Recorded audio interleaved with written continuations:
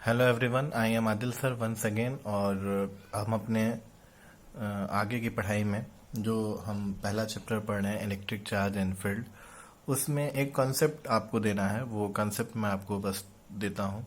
छोटा छोटा कॉन्सेप्ट है, वो दो कॉन्सेप्ट आपको दे देता हूँ। पहला है, इसे मैं पहले ही बता चुका हूँ आपको, सिस्टम ऑफ चार्ज। अगर आपको याद हो तो जब मैंने मोमेंट ऑफ इनर्शिया आपको पढ़ाया था क्लास 11th में, तो वो मैंने उस समय भी मास का सिस्टम बताया था कि सिंगल पॉइंट चार्ज मास एक हो, और एक क्या बताया था, डिस्क्रीट बताया था यानी दो चार का, और एक क्या बताया था, कॉन्टिन्यूअस। और हमने कहा था जो हमारे पास मोमेंट ऑफ इनर्शिया का फार्मूला है वो होता है I is equal to M R square. अगर मैं कहूँ कि मेरे पास पॉइंट मास है, सिर्फ एक मास, तो उसका मास रखेंगे और जो डिस्टेंस जिस एक्सिस के अबाउट वो घूम रहा होगा उससे दूरी परपेंडिकुलर लेकर उसका स्क्वायर करेंगे, मोमेंट ऑफ इनर्शिया निकाल देंगे। और अगर डिस्क्रीट सिस्टम होगा तो अलग अलग जो सिस्टम ऑफ पार्टिकल्स होंगे उनसे आप क्या करेंगे, सबका मोमेंट ऑफ इनर्शिया निकाल के सिंपली जोड़ देंगे, क्योंकि मोमेंट ऑफ इनर्शिया को कोई वेक्टर क्वांटिटी है नहीं, इसलिए एंगल का कोई दिक्कत नहीं होता, डायरेक्ट जोड़ दिया जाता है। कॉन्टिन्यूअस होगा तो हमने बताया था कि जब भी कॉन्टिन्यूअस होता है आपको क्या करना पड़ेगा, इंटीग्रेशन करना पड़ेगा। ठीक वैसा ही अगर आपको मोमेंट ऑफ इनर्शिया का लेक्चर मेरा याद है क्लास 11th का, तो बिल्कुल वैसा ही क्लास 12th के लिए है ये। उधर मास था, इधर चार्ज है। सिस्टम ऑफ चार्ज, अगर कोई सिंगल एक चार्ज हो, सिर्फ एक चार्ज, ये सिंगल है, तो इसे बोलेंगे हम पॉइंट चार्ज सिस्टम। जिसमें एक ही सिर्फ चार्ज होगा उसे हम बोलेंगे क्या, पॉइंट चार्ज सिस्टम। अब जैसे मैं आपसे एक बात बोलूं, मैं बोलूं कि ये पॉइंट चार्ज सिस्टम है, इसी को ले लीजिए, और यहां से आर डिस्टेंस दूरी पर कोई पॉइंट पी है, और इस पॉइंट पर इलेक्ट्रिक फील्ड बताना है। हमें क्या बताना है, इलेक्ट्रिक फील्ड बताना है। इलेक्ट्रिक फील्ड के बारे में हमने पिछला लेक्चर आपको दिया है, उसके फार्मूले का। तो फार्मूला था 1/4 pi epsilon naught q by r square. तो देखिए आपके पास ये एक गोला में किया हूं, इसे पॉइंट चार्ज सिस्टम है, उससे आर दूरी पर किसी पॉइंट पर आपको इलेक्ट्रिक फील्ड निकालना था, आपने निकाल लिया, बहुत ही इजिली निकाला, कोई दिक्कत नहीं पॉइंट चार्ज सिस्टम की वजह से। एक होता है डिस्क्रीट चार्ज सिस्टम, जिसमें एक से अधिक चार्ज सिस्टम है। सपोज कीजिए कि एक ट्रायंगल ले लीजिए, आप एक ट्रायंगल शेप में बना दिया, और सोचिए कि उसके इन दो वर्टेक्स पे, यहाँ पे Q1 और यहाँ पे Q2, ये 60 एंगल, ये भी मान लीजिए लेट अस सपोज 60 एंगल, ये भी 60 एंगल, ये दूरी भी मान लीजिए R, ये भी R, ये भी R, दूरी भी बराबर है। ठीक है। अब डिस्क्रीट सिस्टम का मतलब आप समझते ही होंगे। डिस्क्रीट सिस्टम मतलब जैसे ऐसे चार्ज का सिस्टम, ये चार चार्ज का सिस्टम है, इस अब बोलेंगे क्या, डिस्क्रीट चार्ज सिस्टम। उसी तरह मैंने यहाँ पे जो डिस्क्रीट चार्ज सिस्टम लिया उसमें दो चार्जेस हैं। अब मैं आपसे कहूं कि ये जो पॉइंट, इस ट्रायंगल का जो सबसे ऊपरी सिरा ये वाला वर्टेक्स है, इस पॉइंट पी पर इलेक्ट्रिक फील्ड बताइए।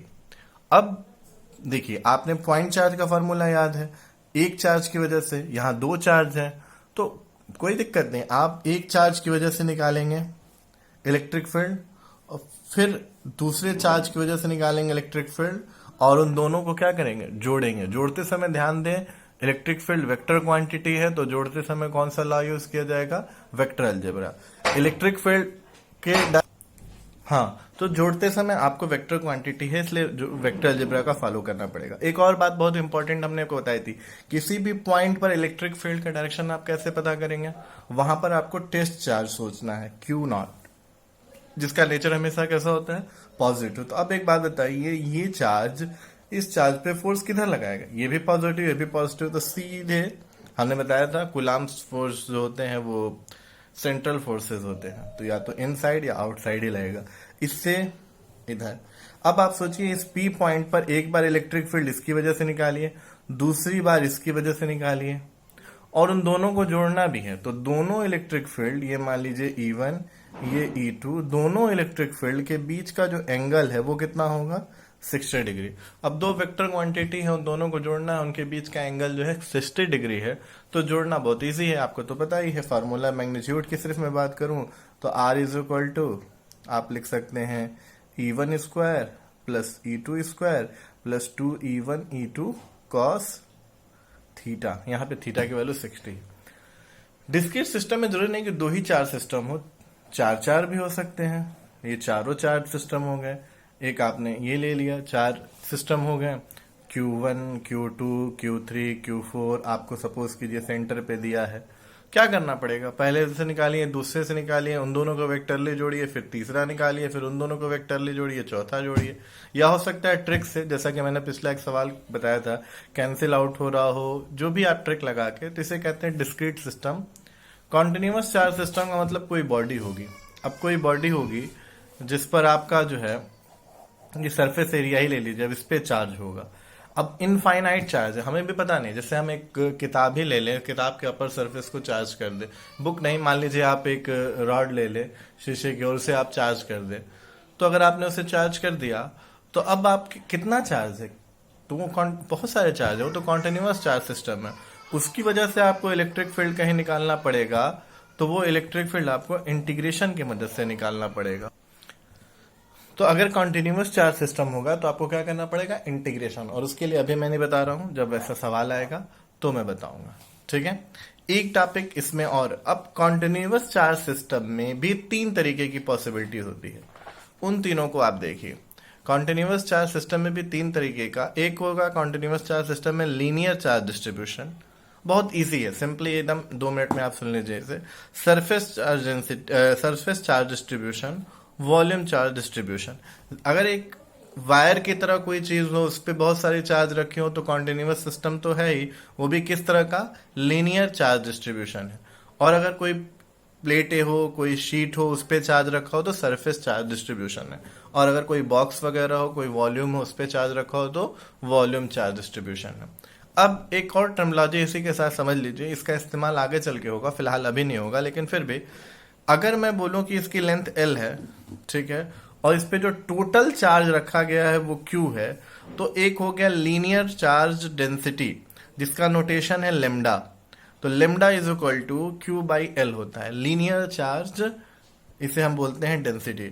ठीक उसी तरह सरफेस चार्ज डेंसिटी, अगर मैं ये कहूं कि इस पे चार्ज Q है और इस पूरे सरफेस का एरिया A है, तो हो जाएगा Q/A, इसे बोलते हैं सरफेस चार्ज डेंसिटी।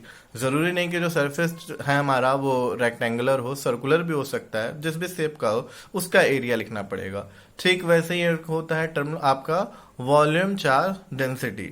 इसमें अगर मान लीजिए मैं कह दूं कि टोटल चार्ज Q है, इसका वॉल्यूम V है, तो इसे बोलते हैं Q/V, volume charge density. Notation क्या है, रो। ये आपके आगे काम आएगा, इसलिए हमने बताया। तो ये थोड़ी सी कॉन्सेप्ट थी जिसे हमने आपको बताया। एक कॉन्सेप्ट आपका है सिस्टम ऑफ चार्ज, जिसमें आपको मैंने बताया point charge system, discrete charge system, continuous charge system. Point charge system मैंने बताया कि सिर्फ एक सिंगल पॉइंट चार्ज होगा, डिस्क्रीट में कुछ अलग अलग दूरी पर होंगे, और कॉन्टिन्यूअस चार्ज सिस्टम में एक पूरी बॉडी पर चार्ज सिस्टम होगा। और इसकी वजह से इलेक्ट्रिक फील्ड निकालने के लिए हमको क्या करना पड़ेगा, इंटीग्रेशन करना पड़ेगा। इन दोनों को निकाला जा सकता है, इसके लिए इंटीग्रेशन है, जो अभी नहीं बताया जा रहा है। इसके बाद एक टॉपिक हमने आपको बताया, कॉन्टिन्यूअस चार्ज डिस्ट्रीब्यूशन भी 3 तरह का, linear, surface, volume. Linear charge density को लेमडा से, Q/L, सरफेस चार्ज डेंसिटी को सिग्मा से, Q/A, और वॉल्यूम चार्ज डेंसिटी को रो से, Q/V। ठीक है, थैंक यू।